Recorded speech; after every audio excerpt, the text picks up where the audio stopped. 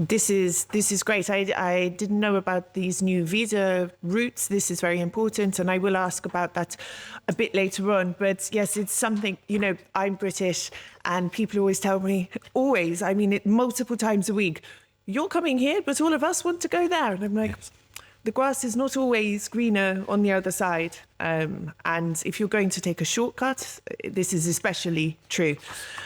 But actually, I want to talk about this next. Now, this time last year, I think both you and I were suffering quite a few headaches over what was happening in terms of migration. You mentioned there was a huge amount of Albanian people going to the UK illegally. Now, things are better now, thankfully, and I hope that this stays up. Is it just the UK's measures that were put in place that have sort of stemmed this flow, or has the Albanian government had a part in this as well? So we've taken a holistic approach to this, and the partnership with the Albanian government is absolutely crucial. As we know, with these complex issues that flow across borders, you can only tackle them by collaboration. On illegal migration, as I say, the 90% drop in Albanians going to the UK last year compared to then this year is a really positive move. And part of that is down to the joint collaboration. We have a joint migration task force now that's operational here with our police and other agencies working together. That is helping to focus on the trafficking networks to reduce the individuals who are being exploited and going to the UK. And then we're really working together to make sure that we tackle this end to end in terms of prevention, in terms of discouraging people and deterring people from going, and then dealing with things when people are actually on those journeys.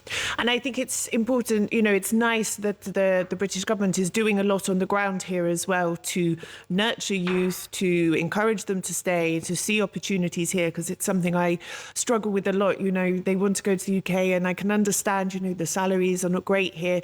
But if my daughter was to get to 17, 18 and say, I want to leave, I'd be heartbroken. I want people to stay and try and make the best thing they can. Because if everybody leaves, who's going to be here to build a future? This is also why it's so important that if people go, they go legally. Because actually, yes, young people often want to have study opportunities abroad or work opportunities abroad. We recognise that.